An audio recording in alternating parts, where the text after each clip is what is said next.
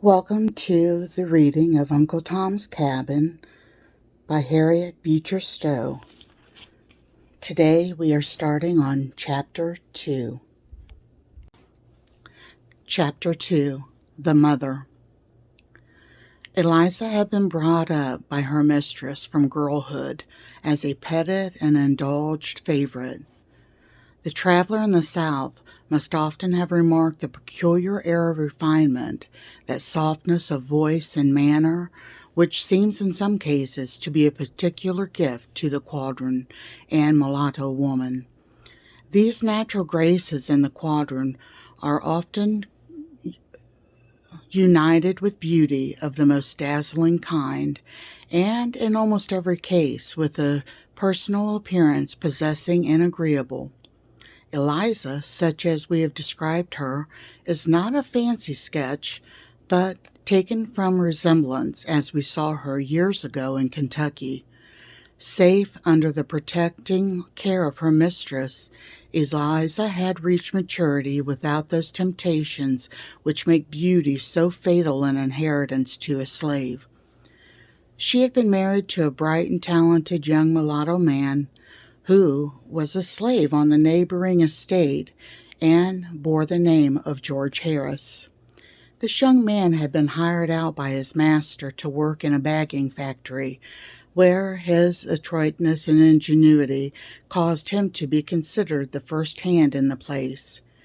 He had invented a machine for the cleaning of the hemp, which, considering the education and circumstances of the inventor, displayed quite as much a mechanical genius as Whitney's cotton gin. He was possessed of a handsome person and pleasing manners, and was a general favorite in the factory.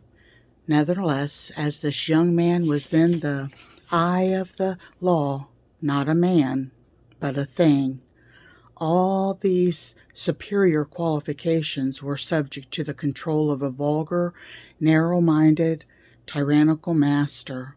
The same gentleman, having heard of the fame of George's invention, took a ride over to the factory to see what this intelligent chattel had been about. He was received with great enthusiasm by the employer, who congratulated him on possessing so valuable a slave. He was waited upon over the factory, shown the machinery by George, who in high spirits talked so fluently, held himself so erect, looked so handsome and manly, that his master began to feel an uneasy consciousness of inferiority.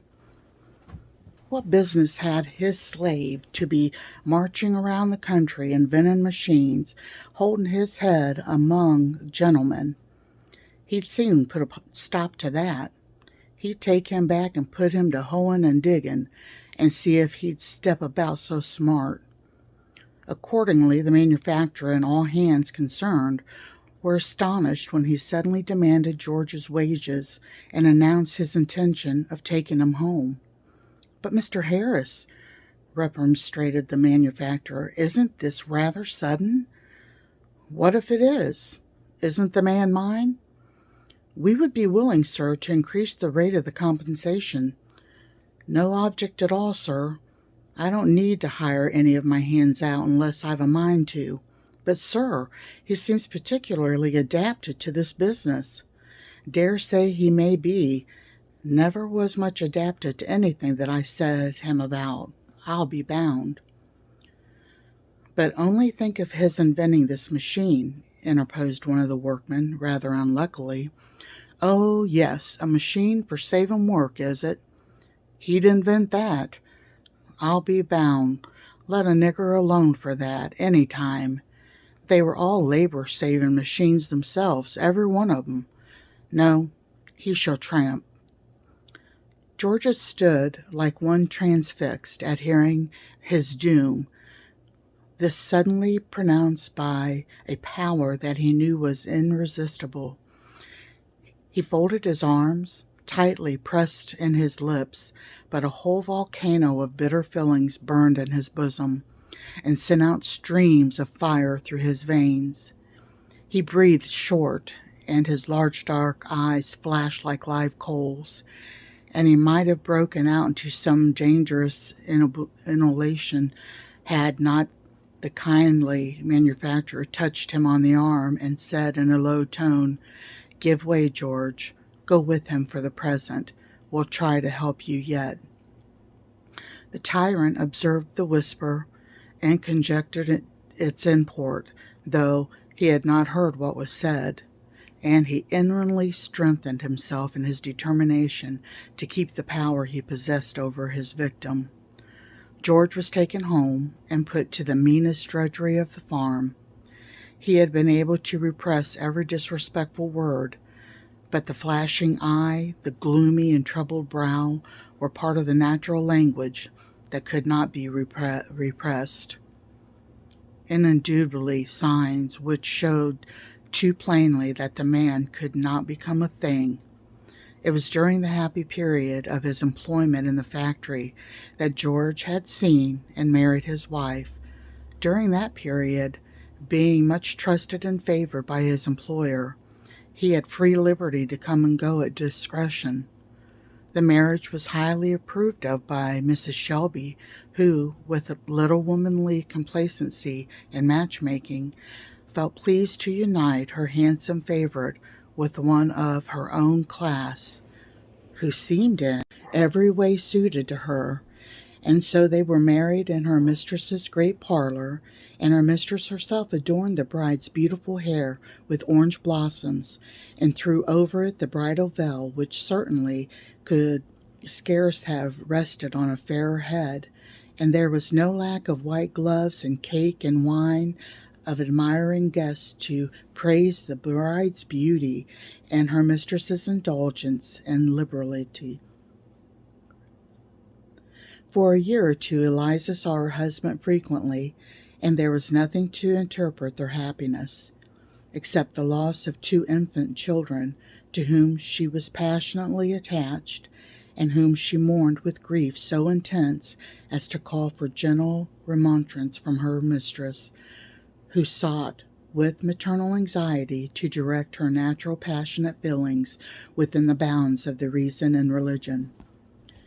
After the birth of little Harry, however, she had gradually become tranquil and settled, and every bleeding tie and throbbing nerve, once more entwined with that little life, seemed to become sound and healthful, and Eliza was a happy woman up to the time that her husband was rudely torn from his kind employer and brought under the iron sway of his legal owner. The manufacturer, true to his word, visited Mr. Harris a week or 2 after George had been taken away, when, as he hoped, the heat of the occasion had passed away, and tried every possible inducement to lead him to restore him to his former employment. "You needn't trouble yourself to talk any longer," he said doggedly. "I know my own business, sir. I do not presume to interfere with it, sir. I only thought that you might think it for your interest to let your man to us on terms proposed.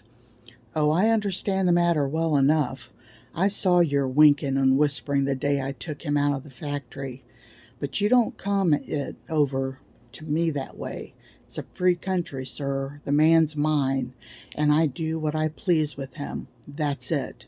And so fell George's last hope, nothing before him but a life of toil and drudgery, rendered more bitter by every little smarting vexation and indignity which tyrannical ingenuity would devise. A very humane jurist once said, "The worst use you can put a man to is to hang him."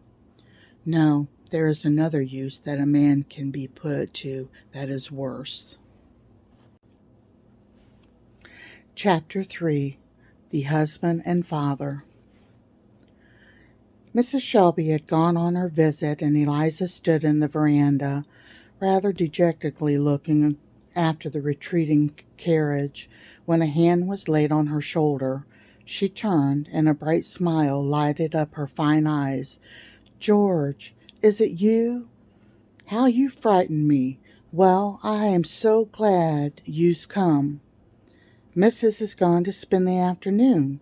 So come into my little room, and we'll have the time all to ourselves." Saying this, she drew him into the neat little apartment opening on the veranda, where she generally sat at her sewing, within call of her mistress. "How glad I am! Why don't you smile and look at Harry? Look how he grows." The boy stood shyly regarding his father through his curls, holding close to the skirts of his mother's dress. "Isn't he beautiful?" said Eliza, lifting his long curls and kissing him. "I wish he'd never been born," said George bitterly. "I wish I'd never been born myself." Surprised and frightened, Eliza sat down, leaned her head on her husband's shoulder, and burst into tears. "There now, Eliza, it's too bad for me to make you feel so, poor girl," he said fondly. "It's too bad. Oh, how I wish you'd never seen me. You might have been happy." "George, George, how can you talk so? What dreadful thing has happened, or is going to happen? I'm sure we've been very happy till lately." "So we have, dear," said George. Then, drawing his child on his knee, he gazed intently on his glorious dark eyes and passed his hands through his long curls. "Just like you, Eliza, and you are the handsomest woman I ever saw, and the best one I ever wished to see. But oh, I wish I'd never seen you, nor you me." "Oh, George, how can you?" "Yes, Eliza, it's all misery. Misery, misery. My life is bitter as wormwood. The very life is burning out of me. I'm a poor, miserable, forlorn drudge. Shall only drag you down with me. That's all. What's the use of our trying to do anything, trying to know anything, trying to be anything? What's the use of living? I wish I was dead. Oh, now, dear George, that is really wicked. I know how you feel about losing your place in the factory, and you have a hard master. But pray be patient, and perhaps something—" "Patient," he said, interrupting her. "Haven't I been patient? Did I say a word when he came and took me away, for no earthly reason, from the place where everybody was kind to me? I'd paid him truly every cent of my earnings, and they all say I worked well." "Well, it is dreadful," said Eliza, "but after all, he is your master, you know." "My master. He who made him my master. And that's what I think of. What right has he to me? I'm a man as much as he is. I am a better man than he is. I know more about business than he does. I am a better manager than he is.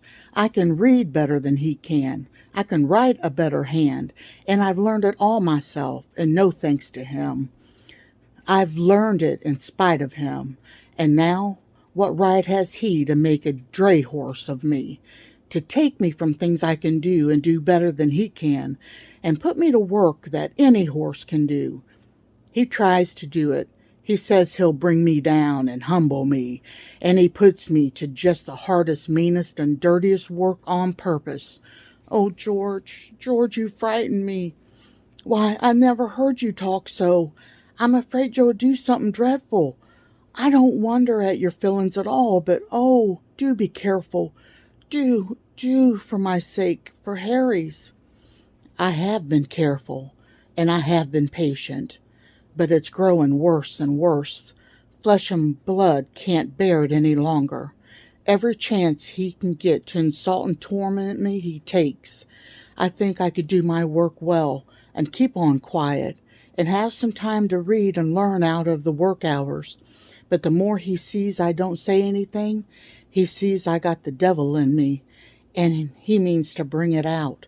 And one of these days it will come out in a way he won't like, or I'm mistaken." "Oh, dear, what shall we do?" said Eliza mournfully. "It was only yesterday," said George, "as I was busy loading stones onto a cart, that young Mass Thompson stood there, slashing his whip so near the horse that the creature was frightened. I asked him to stop, as pleasant as I could. He just kept right on. I begged him again, and then he turned on me and began striking me. I held his hand, and then he screamed and kicked and ran to his father and told him I was frightening him. He came in a rage and said he'd teach me who was my master. He tied me to a tree and cut switches for young master and told him that he might whip me till he was tired. And he did do it, as I don't make him remember it sometime. And the brow of the young man grew dark, and his eyes burned with the expression that made his young wife tremble. Who made this man my master? That's what I want to know, he said. Well, said Eliza mournfully, I always thought that I must obey my master and mistress, or I couldn't be a Christian. There is some sense in it, in your case. They have brought you up like a child, fed you and clothed you, indulged you and taught you, so that you have a good education. That is some reason why they should claim you. But I have been kicked and cuffed and sworn at, and at the best only let alone, and what do I owe? I've paid for all my keeping 100 times over. I won't bear it. No, I won't, he said, clenching his hand with a fierce frown. Eliza trembled and was silent. She had never seen her husband in this mood before, and her gentle system of ethics seemed to bend like a reed in the surges of passions. Oh, you poor little Carlo that you gave me, added George. The creature has been about all the comfort I've had.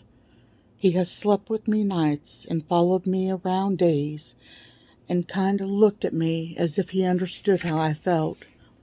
Well, the other day I was feeding him with the few old scraps I'd picked up by the kitchen door, and the masters came along and said I was feeding him up at his expense, and that he couldn't afford to have any nigger keeping a dog, and he ordered me to tie a stone to his neck and throw him in the pond. Oh, George, you didn't do it. Do it? Not I, but he did. Master and Tom pelted the poor drowning creature with stones, poor thing. He looked at me so mournful, as if he wondered why I didn't save him. I had to take a flogging because I couldn't do it myself. I don't care. Master will find out that I'm one that whipping won't tame. My day will come yet, if he don't look out. What are you going to do? Oh, George, don't do anything wicked. If you only trust in God and try to do right, he'll deliver you. I ain't a Christian like you, Eliza. My heart's full of bitterness. I can trust in God. Why does he let things be so? Oh, George, you must have faith. Mistress says that when all things go wrong with us, we must believe that God is doing the very best. That's easy to say for people that are sitting on their sofas and riding in their carriages, but let 'em be where I am. I guess it would come some harder. I wish I could be good, but my heart burns and can't be reconciled anyhow. You couldn't in my place. You can't now if I tell you all I've got to say. You don't know the whole yet. What can be coming now? Well, lately, Master's been saying that he was a fool to let me marry off the place, that he hates Mr. Shelby and his tribe, because they are proud and they hold their heads up above him, and that I've got proud notions from you. And he says he won't let me come here any more, and that I shall take a wife and settle down on his place. At first he only scolded and grumbled these things, but yesterday he told me that I should take Mina for my wife and settle down in a cabin with her, or he would sell me downriver. Why, but you were married to me, by the minister, as much as you'd been a white man, said Eliza simply.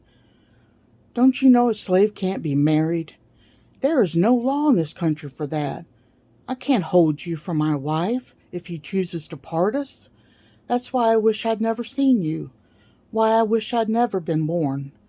It would have been better for both of us.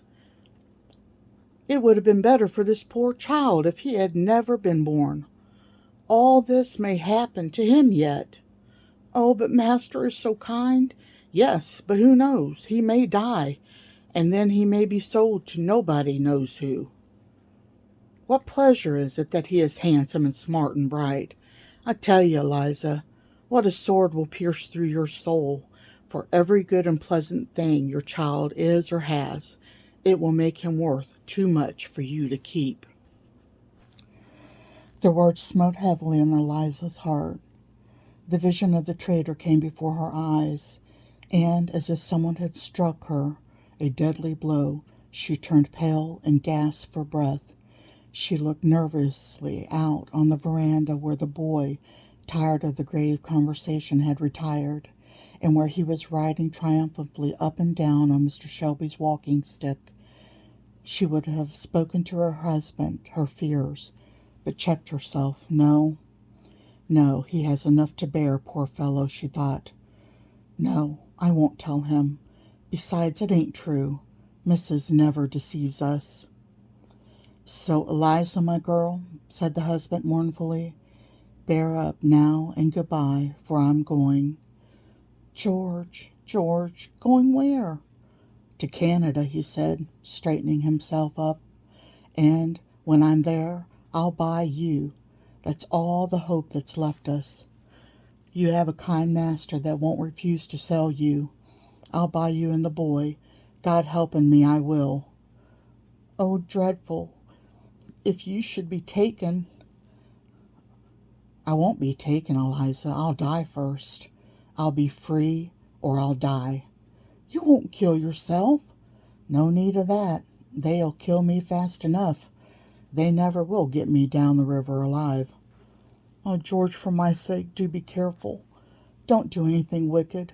Don't lay hands on yourself or anybody else. You are tempted too much.